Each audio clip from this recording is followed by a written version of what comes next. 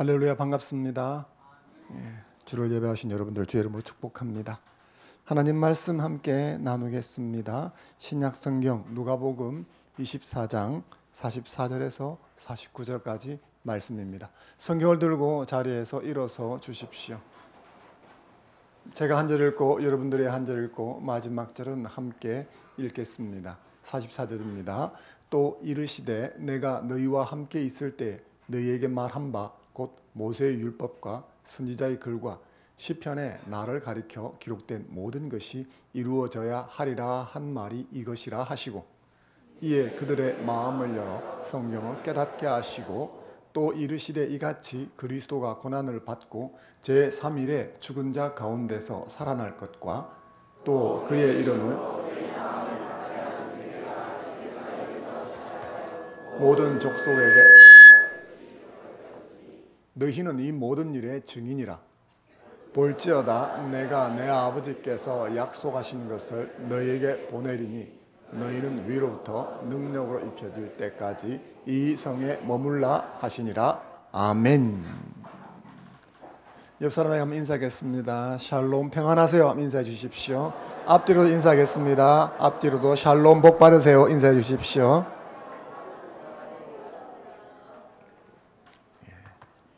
우리를 부르신 하나님께서 은혜와 평강을 부어주실 줄로 믿습니다.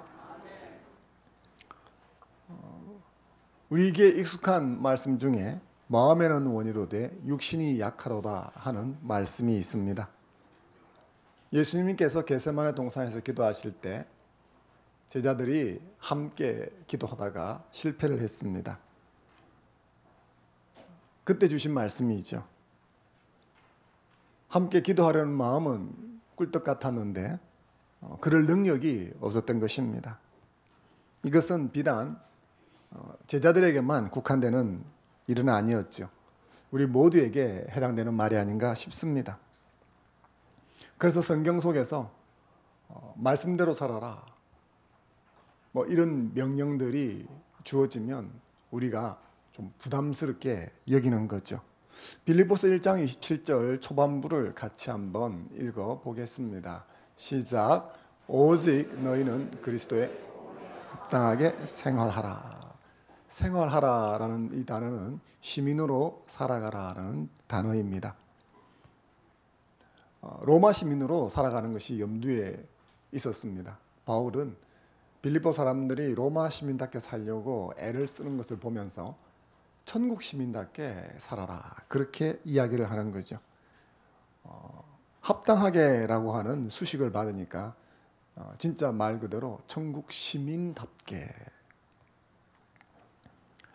구원해 주신 은혜가 감사하니까 거듭난 사람은 이 명령에 즉각적으로 아멘 하게 되어 있습니다.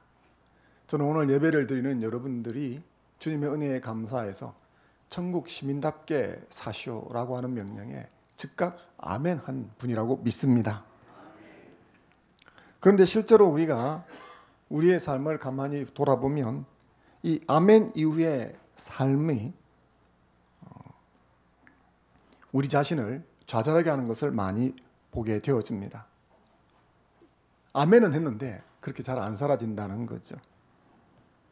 마음에는 원이지만 육신이 약하다 하는 말씀이 이때 떠오릅니다. 실패는 학습이 된다고 그러죠. 그래서 한 번, 두 번 시도했다가 실패를 하게 되었으면 이 말씀이 떠오르고 이 말씀을 방패 삼아서 결국 천국 시민다운 삶을 회피해버리는 경향이 많습니다. 만약 이것이 정당한 루트라고 한다면 우리 주님은 우리가 지킬 수도 없는 것을 요구하시는 분이 되어지죠. 하나님은 막무가내 그런 분일까요? 우리가 성경을 통해서 아는 것은 절대 하나님은 그런 분이 아니라는 거죠. 그러므로 천국 시민답게 살아라 라고 하셨다면, 제자답게 살아라고 하셨다면 분명히 그럴 수 있는 여건도 함께 부여해 주실 줄로 믿습니다. 오늘 우리가 함께 나눌 말씀은 부활하신 주님이 제자들을 찾아가는 장면입니다. 이 말씀을 통해서 그것을 한번 살펴보려고 합니다. 주님께서는 부활하셔서 제자들에게 나타나셨습니다. 당시 제자들은 두려워 떨면서 문을 꼭 걸어 잠그고 모여 있었습니다. 그런 그들에게 예수님이 나타나셔서 평강을 주셨습니다. 그들에게 평안할지어다 라고 하면서 평강을 주셨는데 평강만 주신 것은 아니었습니다. 오늘 우리는 말씀을 통해서 한 세 가지를 살펴보려고 합니다. 그 첫 번째를 45절 말씀에서 보겠습니다. 45절 함께 읽겠습니다. 시작. 예, 성경을 깨닫게 하시고, 여기서 이 성경은 유대인이 말하는 구약 성경을 이야기합니다. 그래서 그 윗절에 보게 되었으면 모세의 율법과 선지자의 글과 시편이라고 예수님이 언급하고 계시죠. 유대인은 성경을 이제 구약 성경만을 이야기하지만 구약 성경을 세 파트로 나누었습니다. 하나는 토라라고 그럽니다. 우리가 아는 모세오경, 창세기부터 말하는 것도 있죠. 모세오경입니다. 그리고 두 번째는 느비임이라고 합니다. 이것은 선지서라는 것입니다. 그래서 유대인들이 분류하는 성경법에는 우리가 아는 역사서라고 되어 있는 것도 있죠. 예를 들면 열왕기서 뭐 이런 것 있지 않습니까? 역사를 기록했던 뭐 사사기서, 하여튼 이런 역사서와 선지자 이름이 들어가서 예언을 한다라고 하는 것들, 뭐 이사야서, 예레미야서 이런 것들을 합쳐서 느비임이라고 부릅니다. 선지서, 선지자 이렇게 부르는 거죠. 그러니까 토라는 모세오경을 가르치고 느비임은 역사서와 선지자의 글, 예언서를 가르친다면 구약 성경에는 이 파트에 안 들어가는 것들이 있습니다. 예를 들면 시편, 욥, 잠언 이런 것들은 이런 데 들어가지 않죠. 이런 것들을 성문서라고 그럽니다. 성스러울 성자에다가 그럴 문자 해서 성스러운 문서다 그런 뜻이죠. 이것을 케투빔이라고 그럽니다. 그래서 구약 성경은 유대인 분류법에 의하면 토라, 느빔, 케투빔 이렇게 되어져 있습니다. 이 머리 글자를 따서 유대인들은 성경을 타나크라고 부릅니다. 뭐라고 부른다고요? 타나크라고 부릅니다. 예수님께서 언급하신 것은 정확하게 타나크를 이야기를 하시는 것이죠. 그래서 모세의 율법, 토라죠. 선지자의 글, 느빔입니다. 시편, 케투빔입니다. 당시의 성경은 이것만 기록이 되어 있었죠. 그 예수님께서 이 성경을 깨닫게 해주셨는데 깨닫게 해주신 내용이 뭔가, 즉 이 구약 성경의 핵심이 무엇인가, 그것은 바로 예수 그리스도다라는 것입니다. 오실 메시아, 이것이 구약 성경의 핵심이었습니다. 예수님은 제자들에게 성경의 핵심이 오실 메시아, 그 오실 메시아의 구원 사역이다라는 것을 가르쳐 주신 것이죠. 46절, 47절 말씀을 같이 한번 읽어보겠습니다. 시작. 또 이르시되 살아날 것과 또 그의 이름으로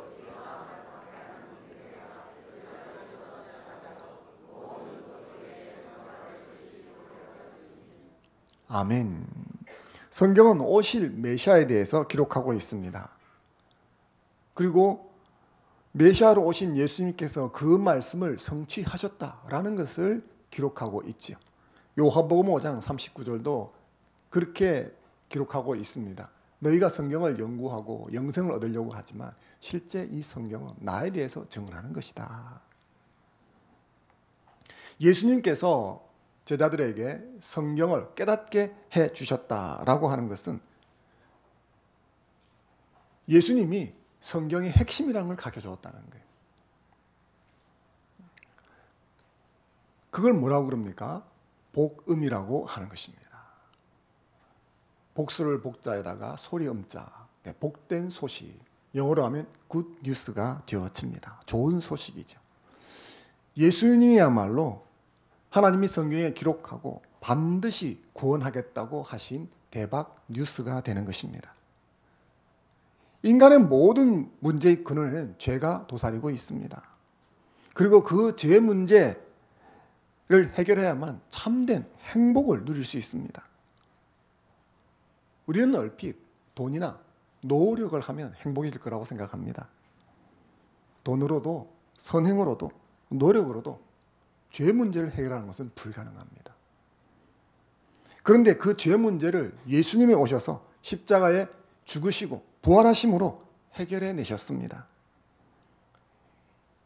이것이 의미하는 바가 뭐겠습니까? 이것은 곧 사람에게 있어서 불행 끝 행복이 시작되었다라고 하는 대박 뉴스인 것입니다. 이걸 잘 보여주는 것이 성전 미문에 앞에 앉아있던 안전뱅이였습니다. 사도행전 3장 4장에는 이 사람에 대한 이야기가 나오고 있습니다. 그는 나이 40살까지 제 힘으로 걸어보지 못하는 선천성 하반신 마비 장애인이었습니다. 그 사람이 할 수 있는 것은 고작 사람이 많이 오가는 곳에 가서 엎드려 구걸하는 것이었습니다. 하반신 장애가 있었기 때문에 그 장소에 가는 것도 제 힘으로는 불가능했습니다. 다른 사람이 옮겨줘야 했죠. 그래서 그는 성전 미문이라고 하는 큰 게이트 앞에서 오가는 사람들 앞에 자비와 동정을 하소연하면서 생계를 연명하고 있었습니다. 전능하신 하나님을 예배하는 성전 바로 그 출입구에서 하루도 빼지 않고 앉아 있었지만 그는 행복하지도 않고 기쁘지도 않았습니다. 그런 이 사람 앞에 베드로와 요한이 나타납니다. 그리고 이렇게 이야기하죠. 사도행전 3장 6절 말씀 같이 한번 읽어보겠습니다. 시작. 베드로가 이르되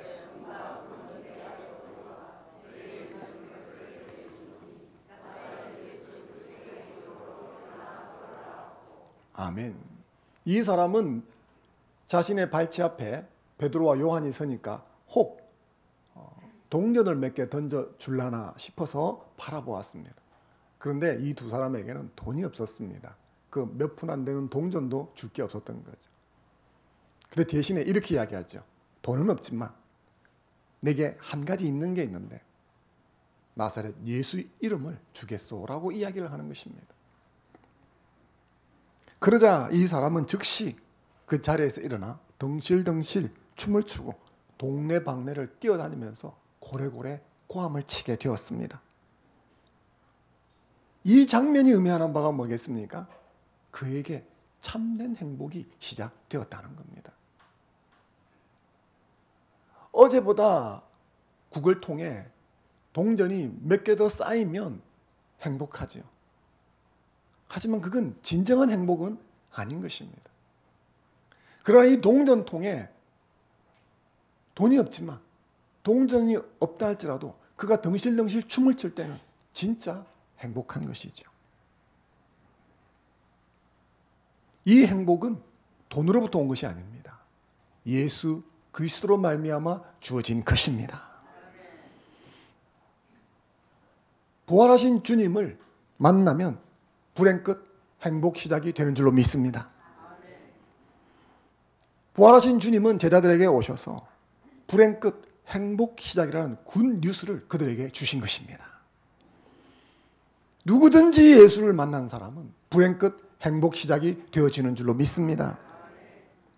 오늘 이 예배를 드리는 여러분에게도 예수 그리스도는 불행 끝 행복 시작의 대박 뉴스인 것입니다.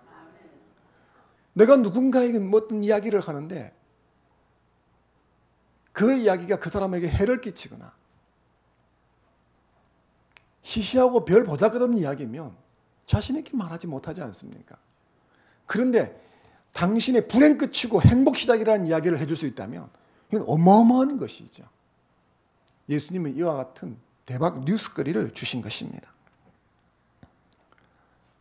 사랑하는 성도 여러분, 이것이 주님께서 천국 시민답게 제자의 삶을 살도록 하기 위해서 우리에게 주신 첫 번째 것입니다. 대박 뉴스를 주신 거예요. 그런데 우리는 이게 쪽박인 줄 알고 있습니다. 하찮게 생각을 하는 것이죠. 맛집보다 못하게 할 때가 많습니다. 얼핏 들으면 어떤 맛집에서 돈 받고 홍보하는 것처럼 열정적으로 하는 분이 있는데 이 굿뉴스는 부끄러워서 꺼내지를 못하는 거죠. 왜 그럴까요? 성경을 깨닫지 못하기 때문입니다. 성경을 올바로 알지 못하니까 내게 주어진 이 굿뉴스, 복음이 얼마나 대단한 것인가를 모른다는 것이죠. 그러므로 저는 여러분들이 성경을 깊이 있게 읽기를 권유합니다. 그래서 예수 그리스도가 나의 주, 나의 하나님이시다라고 하는 것이 얼마나 큰 대박 뉴스인가를 여러분 자신이 먼저 경험하는 은혜를 받기를 주의 이름으로 축원합니다. 그리고 그것을 전하는 자가 되기 바랍니다. 본문 48절 말씀 같이 한번 읽어 보겠습니다. 시작. 너희는 이 모든 일의 증인이라. 주님께서는 제자들에게 굿뉴스를 주셨습니다. 세상을 살아가면서 이보다 더 좋은 뉴스는 없다는 거죠. 그랬는데 그 뉴스를 듣고 너만 멈추지 말고 그것을 전해주는 삶을 살라고 명령하십니다. 다시 말해 소명을 주신 거죠. 증인이라고 번역된 헬라 말은 마르티스라고 하는 것입니다. 이 마르티스는 진리를 전파하고 이를 위해 목숨을 바친다라는 뜻입니다. 내가 알고 있는 사실이 진리다라고 이야기를 할 때 많은 사람들이 쌍수를 치면서 옳소라고 해주면 얼마나 좋습니까? 갈릴레오가 지구는 둥글고 돌고 있다. 그런데 태양을 주변으로 돌고 있다. 이렇게 말했을 때 그걸 번복하라는 압력을 받습니다. 그래서 재판장에서 어떻게 합니까? 아니, 내 의견을 철회를 합니다. 라고 이야기를 했습니다. 그리고 재판장을 나오면서 뭐라고 그러죠? 그래도 지구는 돌고 있고 둥글다. 마르티스로 사는 것이 쉽지 않다는 것이죠. 그래서 내가 이 사실이 진실이라고 증언하다가 보면 결국 목숨까지 위태로울 수도 있는 거죠. 그래서 순교와 증인이라는 단어가 동일한 어원을 가지는 것입니다. 주님은 우리에게 증인으로 부르셨다. 즉 증인의 소명을 주신 것입니다. 그러면 우리가 목숨을 걸고 증언해야 될 내용이 뭔가? 그건 바로 앞에 46절, 45절 그곳에서 우리가 읽었던 것들이죠. 예수 그리스도의 죽으심과 부활입니다. 그리고 회개하고 이 예수 그리스도를 주와 구세주로 영접하는 자는 누구든지 죄사함을 받고 영생을 얻는다는 것이죠. 우리가 증언해야 될 내용은 바로 이것입니다. 예수님이 우리의 구세주가 되셨다라는 겁니다. 제자들은 이 소명을 따라 증인의 삶을 살았습니다. 사도행전은 제자들이 이 소명을 따라 살았다는 생생한 역사적 기록입니다. 가룟 유다를 제외하고 거의 모든 제자들은 이 소명을 따라 순교까지 하게 되어집니다. 베드로는 로마에서 십자가에 거꾸로 매달려 죽임을 당합니다. 도마는 저 멀리 인도까지 가서 선교하다가 죽임을 당합니다. 13번째 제자라고 불려지는 바울은 로마에서 참수형을 당하게 되어지죠. 이들 모두는 이 소명, 증인의 삶을 살아라 하는 이 소명을 외면하지 않고 자신의 소명으로 받아들이고 살았던 사람들이었습니다. 그런데 이 소명을 받는 사람들이 예수님 당시에 사도나 제자들만은 아니죠. 이 너희에는 모든 신자가 포함되는 것입니다. 보리스 콤펠드 박사라는 분이 있었습니다. 러시아에 살던 유대인 의사입니다. 그는 스탈린도 신이 아니라 사람이다 라고 말한 죄로 감옥에 갇혔습니다. 강제로 체포당해서 강제 노동 수용소에 감금이 되어졌습니다. 의사로서 그는 죄수들을 병원에서 죽도록 일하다가 죽이는 것이 임무였습니다. 그는 죄수가 건강하든지 건강하지 않든지 의료카드에 건강하다고 적어 죄수를 차급장으로 보내어서 다른 사람 보기에 자연사시키는 것이 임무였습니다. 그의 치료는 기계적, 형식적이 되어가고 있었고 그는 점차 자신의 인간성이 파괴되고 있는 것을 느끼며 갈등하고 있었습니다. 그러니까 누가 아픈데 의료카드에 아파서 치료가 필요합니다 쓰면 당해서 질책이 내려오는 거죠. 그렇게 하면 안 된다. 그러던 어느 날 동료 죄수에게서 전도를 받습니다. 그가 절망의 바닥에서 예수 그리스도를 구세주로 영접하자 그는 이전에 알지 못했던 새로운 사실들을 발견하게 되었습니다. 그 끔찍한 강제 노동 수용소 안에 일종의 지하 교회가 있었습니다. 교회 공동체가 있었는데 그 공동체에 소속된 그리스도인들은 모두 이 의사의 영혼 구원을 위해서 오래도록 기도해 왔다는 것입니다. 그리고 그가 그 공동체에 참여했을 때 그 사람들이 드디어 자신들의 기도가 응답되었다고 기뻐하는 것을 보게 되었습니다. 그는 그날부터 자신이 복음의 빚진 자임을 깨닫고 환자를 정성을 다해 치료하기 시작했습니다. 한 번은 죄수들을 몹시 괴롭히던 간수가 의무실에 왔습니다. 순간적으로 약물 주사를 넣어서 죽여버리고 싶다 하는 생각을 했습니다. 그러면 죄수들이 편할 수가 있으니까요. 하지만 이내 기도하고 그 마음을 돌이키고 그를 살려주었습니다. 그는 자신의 환자들을 자신이 처한 환경 속에서 최대한 보살피기 시작했습니다. 그러자 환자들에게 관대하다고 당으로부터 질책과 경고가 내려오기 시작했습니다. 여기서 당은 공산당입니다. 그리고 엄중한 경고가 내려왔습니다. 다시 한 번만 더 죽을 사람을 살리면 당신이 대신 죽을 것이다. 그랬는데 보리스 콤펠드 박사 앞에 초기 대장암이 걸린 사람이 나타났습니다. 그가 진단하기를 초기니까 치료 희망이 있다고 판단했습니다. 그래서 콤펠드 박사는 이 환자를 치료했습니다. 수용소의 엄중한 경고를 무시하고 환자를 살려냅니다.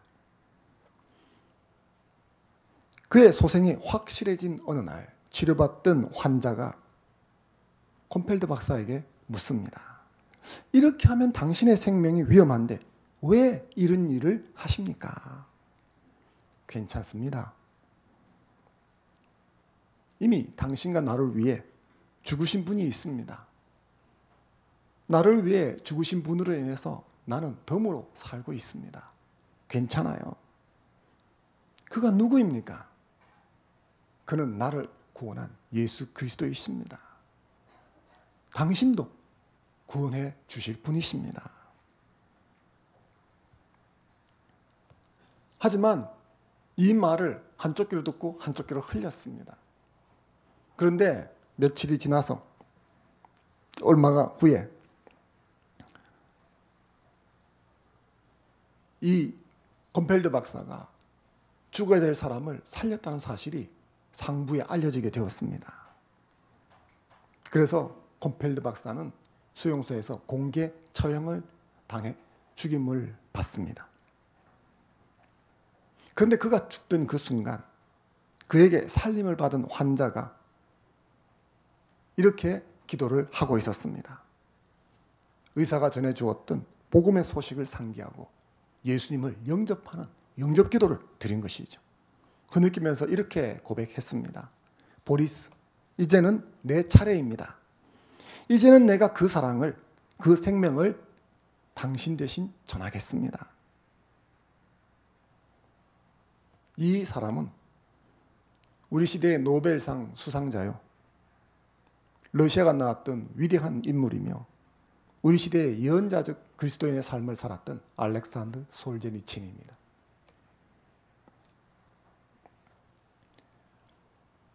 복음을 전하지 못하도록 막으려고 했지만 막아지지가 않았습니다. 이 소명을 붙든 사람들이 멈추지 않았기 때문이죠. 그런데 우리는 이런 이야기를 들으면 이런 생각이 듭니다. 그 사람들은 믿음이 좋아서, 그 사람들은 사도들이잖아. 노벨상도 받는 위대한 위인들인데 그런지 우리하고는 다르지. 과연 그럴까요? 목숨을 바쳐 이 소명을 따라 살았던 12사도들은 처음부터 그런 사람들이 아니었습니다. 주님이 나타나신 이 장면 속에 그들은 당국이 무서워서 벌벌 떨고 두려워하던 보통 사람이었습니다. 수용소에 있었을 때 보리스 콤펠트 박사님이나 혹은 알렉산더 솔제니친이 위대한 인물들이 아니었습니다. 그들이 위대해질 수 있었던 여러 가지 이유가 있었겠지만 저는 그 중에 하나가 그들이 붙들었던 소명이라고 생각합니다. 그들이 위대해서 소명을 따라 산 것이 아니라 소명을 따라 살았기 때문에 위대해진 것입니다.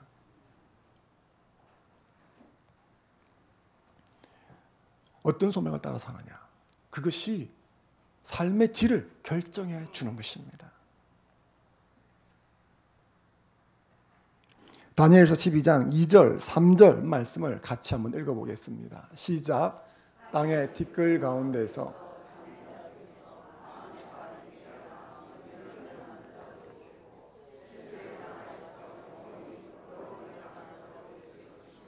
지혜 있는 자는 궁창의 빛과 같이 빛날 것이요 많은 사람을 옳은 대로 돌아오게 한 자는 별과 같이 영원토록 빛나리라. 아멘. 그렇습니다. 어떤 사람은 먼지와 같이 티끌처럼 여겨질 것이고 어떤 사람은 하늘의 해처럼 별처럼 반짝이게 될 것이라고 하는 거죠. 그 차이가 어디서 옵니까? 바로 이 증인으로서의 소명을 붙들고 살았느냐라는 것이죠. 많은 사람을 옳은 대로 돌아오게 한 사람은 해처럼 빛나게 될 줄로 믿습니다. 사랑하는 성도 여러분, 이 증인으로 살아가는 이 소명, 이걸 부담스러워하지 않고 기뻐하는 여러분 되시면 좋겠습니다. 여러분들이 이 소명을 붙들고 살면 세계적인 그리스도인이 될 것입니다. 하지만 여러분이 무엇을 먹을지 무엇을 입을지 이 땅에 있는 것들을 집중해서 살면 정말 세속적인 그리스도인으로 멈추고 말 것입니다. 여러분의 삶의 질은 여러분의 소명을 무엇으로 하느냐에 달려 있는 것입니다. 사랑하는 성도 여러분, 바로 눈앞에 있는 현실에 급급해서 이 소명을 외면하는 어리석음을 범하지 않기를 바랍니다. 너희는 이 모든 일의 증인이라. 여기에 저와 여러분의 이름이 들어가는 줄로 믿습니다. 이 일에 동참함으로 하늘의 해같이 반짝이는 별같이 아름다운 이름을 하나님의 나라에 남기는 저와 여러분 될 수 있기를 주의 이름으로 축원합니다. 하나님 백성답게 살아가는 것, 우리가 삶의 현장에서 많이 실패하고 있는 것이지만 사실은 돌아보면 얼마든지 그렇게 살 수 있도록 여건이 조성되어져 있습니다. 복음을 우리에게 주셨고 소명을 우리에게 주셨습니다. 그리고 또 하나 결정적인 것을 우리에게 주셨습니다. 49절 말씀 같이 한번 보겠습니다. 시작. 볼지어다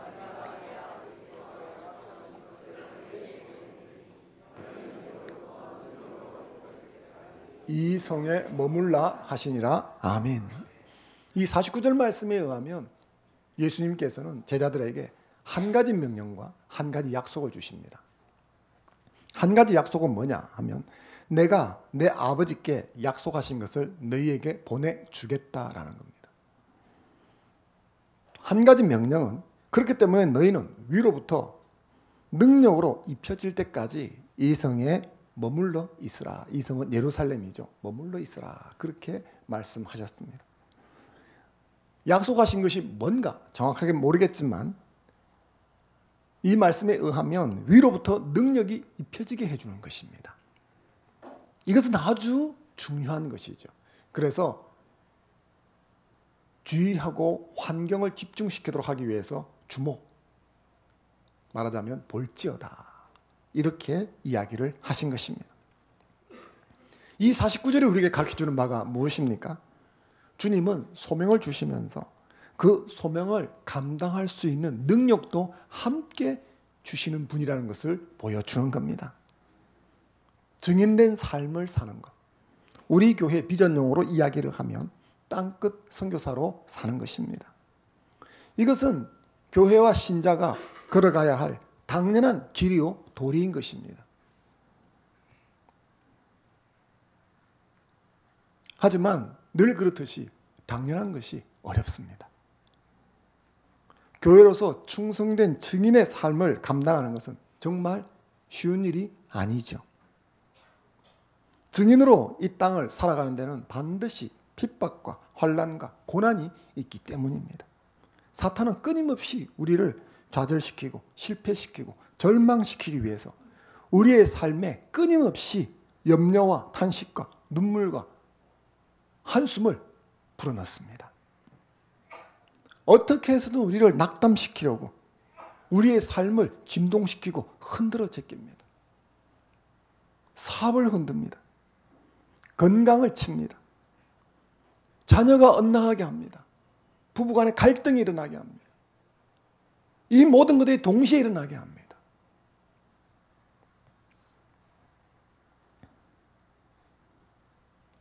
증인된 삶을 살아가야 한다 하는 이 명제에는 모든 신자들이 다 수긍을 합니다.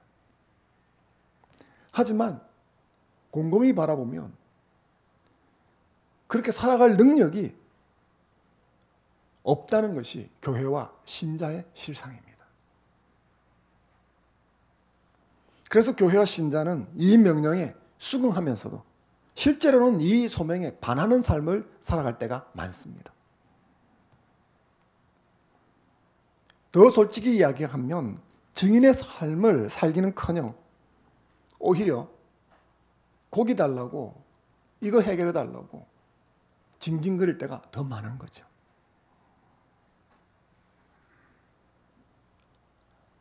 하지만 이렇게 하는 교회와 신자라 할지라도 그 속마음 깊은 곳에서 그것을 정말 하고 싶어서 하지는 않습니다.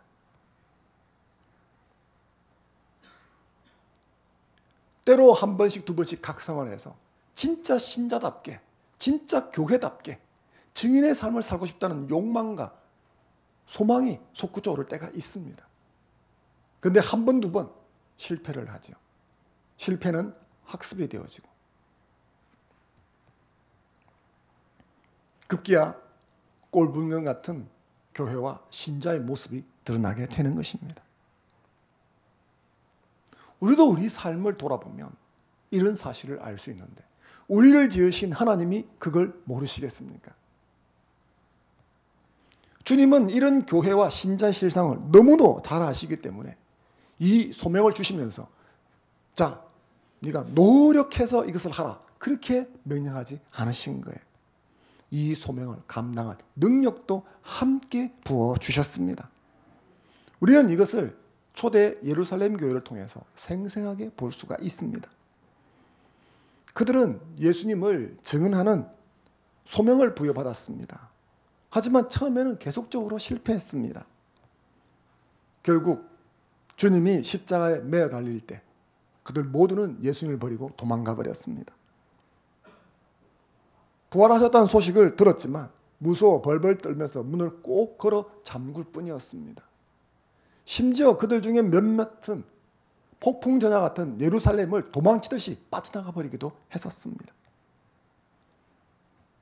그런데 그런 그들이 이 주님의 한 가지 약속과 한 가지 명령에 순종해서 성령님이 임했을 때 그들은 이전과 전혀 다른 모습을 보여줍니다. 사도행전에 나오는 몇몇 구절을 함께 읽어보면서 이를 확인해 보겠습니다. 사도행전 1장 4절, 5절 말씀을 같이 한번 읽어보겠습니다. 시작. 사도와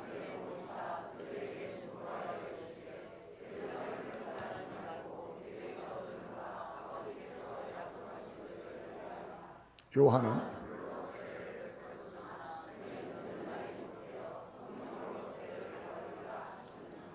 아멘. 앞에서 말씀하신 49절에서 이야기하셨던 한 가지 명령과 한 가지 약속이 이 사도행전 1장 4절 5절에 오면 좀 더 분명하고 뚜렷하게 되어져 있죠. 약속하신 것은 성령님이었습니다. 그리고 그 성령님이 너에게 임할 때까지 기다리라 하신 것이죠. 그래서 그들은 기다렸습니다. 사도행전 1장 14절 말씀 같이 한번 읽어보겠습니다. 시작.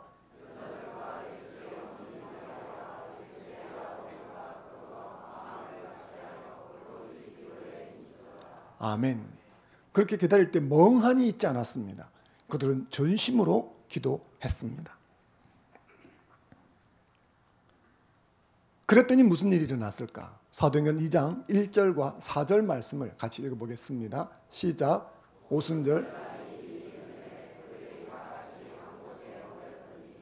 그들이 다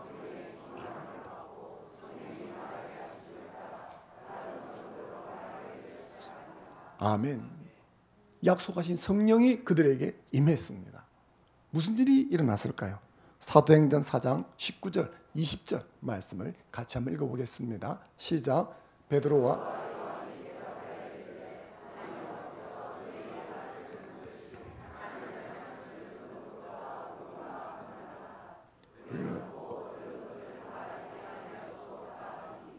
아멘. 성전 미문에 안전뱅이를 고쳐준 사건으로 인해서 베드로와 요한은 붙잡혀 가서 매를 맞습니다. 그리고 협박을 당하죠. 다시는 예수 이름을 전하지 마라. 그런데 그들이 어떻게 말합니까? 죽어도 전해야겠다. 이 사람들이 다른 사람들이 아닙니다. 바로 며칠 전에, 얼마 전에 두려워서 벌벌 떨던 사람들이었습니다. 그런데 우리는 죽으면 죽었지 증언하는 일을 멈출 수 없어. 그들이 노력을 많이 해서 없던 힘이 생겨서 아닙니다. 우리가 사도행전을 쭉 읽어오면 주님께서 말씀하신 한 가지 약속과 한 가지 명령이 그들에게 이루어졌기 때문이죠. 성령님이 임하시면 우리는 주신 소명을 따라 능히 살 수 있는 줄로 믿습니다.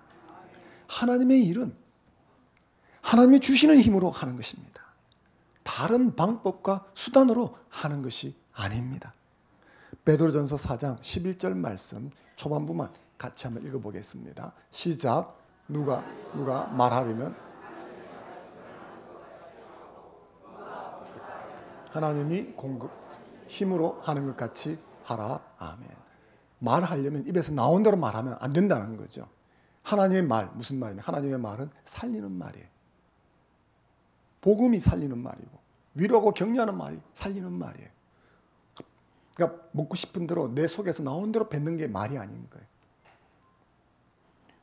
누가 봉사하려면 뭐죠? 이게 섬긴다는 거예요. 하나님 나라를 섬긴다는 거예요. 이게 뭐죠? 하나님 백성답게 산다는 거예요. 하나님 나라 백성답게 살기 위해서 삶을 드리고 헌신하려고 결심했다면 뭐가 필요합니까? 하나님이 공급해 주시는 힘이 필요하다는 거예요. 하나님이 공급해 주시는 힘.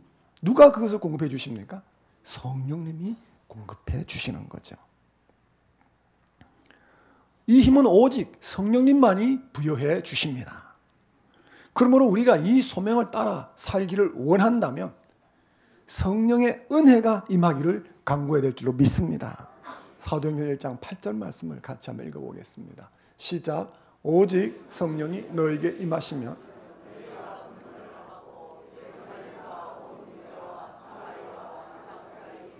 내 증인이 되리라 하시니라. 아멘. 그렇습니다.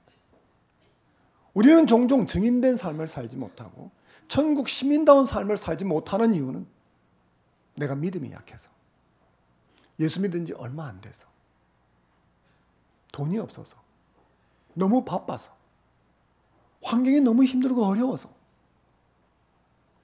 주변 사람들이 다 예수를 안 믿어서 등등등의 이유를 생각합니다. 하지만 우리가 증인된 삶을 살지 못하는 이유는 그런 데 있는 게 아닙니다. 땅 끝까지 이르러 증인된 삶을 살도록 하기 위해서 주님이 뭘 주십니까? 성령을 주시고 성령의 권능을 입으라고 하시는 거죠.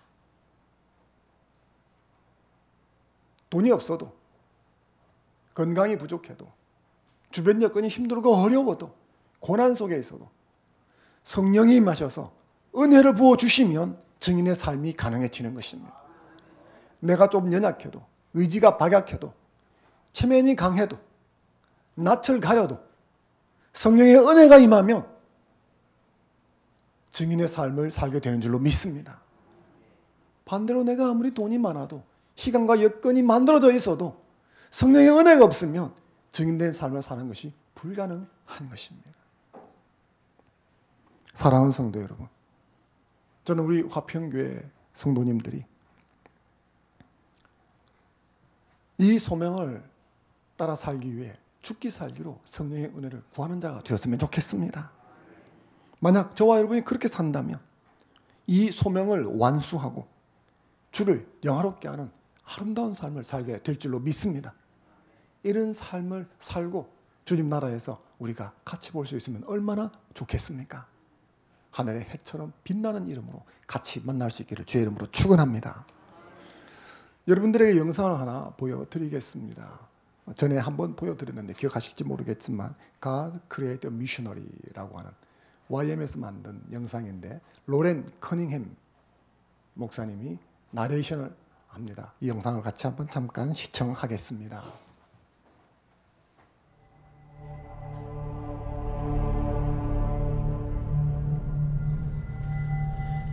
In the beginning, God created man in his own image. He walked with man in the cool of Eden, but sin interrupted that union. So God created the missionary. God said, I need someone willing to say no to the status quo, no to the dream of wealth, leave their families to fly to a distant land, and learn a language they have never heard, ride in cramped buses on backs of camels, someone who would sleep anywhere, eat anything, bear the heat, and fight the freeze with a smile on their face, just to take the gospel to a people not their own. So God created the missionary. God said, because the harvest is plentiful, I need someone ready to sow the seed, to plow the ground, water the seed, and reap the harvest which is ripe.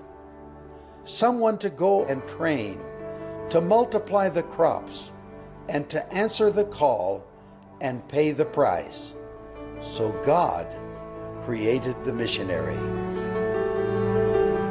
God said, I need someone who is a radical servant of all, taking the lowliest job, washing the feet of the poor, caring for the sick, and cleaning their wounds.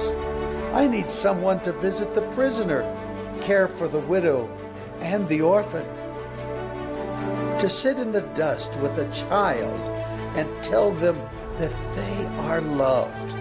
So God made a missionary. God said he needed someone who would believe that blind eyes could see and lame feet could walk and that the dead could live again. Someone who would pray long hours and intercede through the night with wordless groans of petition so that one soul might be saved. God said, I need someone honest and brave, full of grace, mercy, and compassion, free from fear and passivity, walking in true identity, someone burning with love and girded with truth, someone who radiantly reflects God's glory. So God made a missionary. God said, I need someone who would say yes before they were asked, someone who would go to distant islands, barren deserts, inner cities, closed nations, next door neighbors, and prestigious universities to reach the unreached. Who would hike any mountain and endure any obstacle? Because how will they believe in him of whom they have never heard? How will they hear unless someone preaches? And how will they preach unless they are sent? So God made the missionary.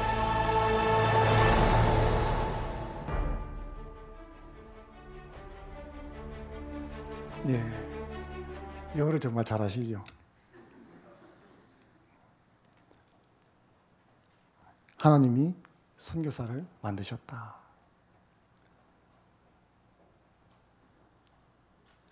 이것은 모든 신자에게 예외 없이 적용되는 것입니다. 그런데 이것을 타 문화권에 가는 전문 선교사로만 국한시킬 필요가 전혀 없습니다. 저는 이것의 진정한 의미가 땅끝 선교사라고 생각합니다. 내가 서 있는 바로 이곳에서 복음을 전하는 것이죠. 신자된 우리는 모두 복음을 증거하고 증언하는 이 사명을 붙들고 살아가야 되는 존재들입니다. 몇몇 헌신된 사람들에게만 국한된 것이 아닙니다. 자신을 그리스도인으로 인정하는 모든 신자에게 주어진 명령인 것입니다.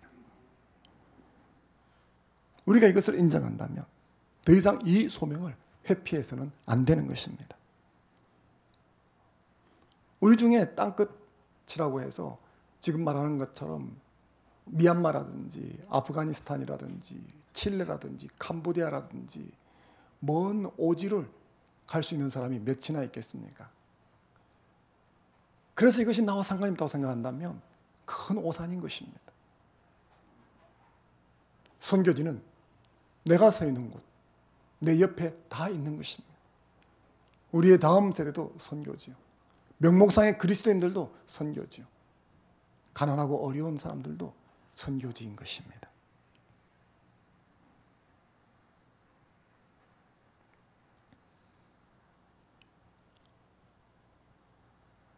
사랑하는 성도 여러분, 이 소명을 나는 감당할 수 없다, 나하고는 상관이 없다 한다면 우리는 하나님을 막무가내 하나님으로 격화시키고 모멸하는 것이 되는 것입니다.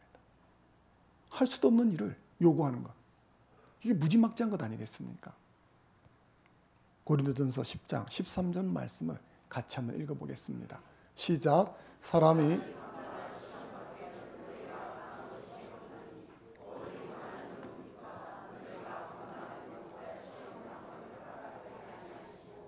시험 당할 점에 너희로 능히 감당하게 하시느니라. 아멘. 이 말씀은 하나님이 우리의 형편과 처지와 능력을 아시기 때문에 우리에게 어울리는 것을 허락해 주신다라는 거죠. 시험이라고 되어 있는 것을 시련으로 보아야 됩니다. 우리의 삶에 닥쳐오는 고난, 그냥 마구잡이로는 같지만 하나님의 통제 속에 있어서 내가 감당할 만한 것만 나에게 닥쳐온다는 거예요.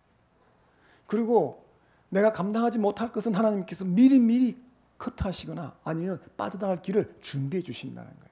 그분이 하나님이십니다. 그렇기 때문에 하나님께서 천국 시민답게 살라라고 하는 이 말씀도, 너희를 내가 세상에 제자로 보낸다 하는 이 말씀도 불감당한 것을 요구하시는 것이 아니라 할만하기 때문에 우리에게 하시는 거죠. 그 할만하다는 것은 우리의 능력에 있는 것이 아니라 그 할만한 능력까지도 함께 부여해 주신다는 것입니다. 그러므로 우리는 내 탓을 하고 남 탓을 하고 환경 탓을 하고 더 나아가서 하나님 탓하기 이전에 하나님께서 우리에게 준비해 주신 것들을 주목해서 보아야 하는 것입니다. 내가 믿음이 없어서, 내가 바빴어요, 내가 낯을 많이 가렸어요, 내가 용기가 없었어요, 이런 것들은 탓하는 것이죠. 그럴 필요가 없습니다. 용기가 없어 겁이 많은 사람도, 낯을 심하게 가려서 체면 때문에 말을 걸지 못하는 사람도 주의 성령이 임하시면 이 모든 것들이 극복되는 줄로 믿습니다. 그러므로 복음에 더욱 집중하고 성령 충만을 위해서 기도하는 저와 여러분이 되면 좋겠습니다. 우리가 6월 셋째 주, 넷째 주, 7월 첫째 주 3주간에 걸쳐서 화평이후 초청 잔치를 계획하고 있습니다. 이 행사를 계기로 저는 여러분들이 증인으로 살아가는 삶에 도전할 수 있기를 바랍니다. 여러분의 증언이 유효하고 효력있게 될 수 있도록 기도하고 복음을 더 깊이 깨닫도록 간구하는 여러분이 되셨으면 좋겠습니다. 증인으로 살아갈 수 있는 능력이 내게 주어지도록 성령의 은혜를 간구하는 여러분이 되십시오. 복음을 전하는 것을 두려워하는 마음이 사라지고 구령의 열정에 사로잡히게 해달라고 간구하십시오. 복음을 전하면서 받게 되는 거절감 때문에 상처를 입는 대신에 복음을 거절하는 그 영혼의 불쌍함과 가난함을 보고 애통한 마음이 들게 해달라고 기도하십시오.